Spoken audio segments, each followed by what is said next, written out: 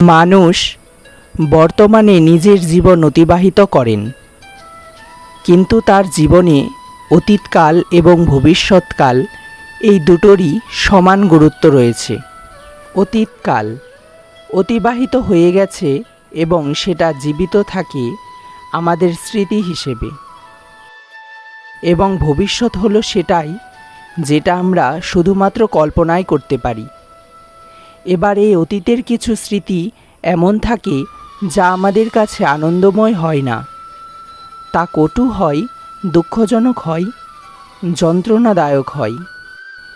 আমরা যা কিছুই করি তা বদলে ফেলতে পারবো না, কিন্তু ভবিষ্যৎকাল সেটা আমরা রচনা করতেই পারি।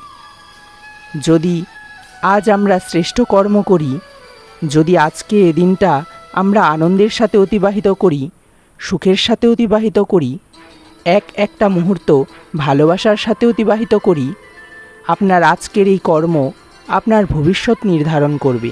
আজ আপনি যেভাবে জীবনযাপন করবেন তা ভবিষ্যতে গিয়ে অতীতকালে পরিণত হবে।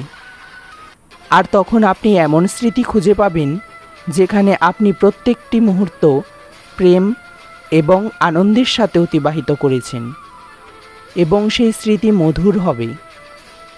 তাহলে আজ শ্রেষ্ঠ ও উচিত কর্ম করুন। আপনি উজ্জ্বল, পবিত্র, আনন্দময় ভবিষ্যৎ লাভ করবেন। আসুন আর আমার সাথে ভালোবেসে বলুন, রাধা রাধা।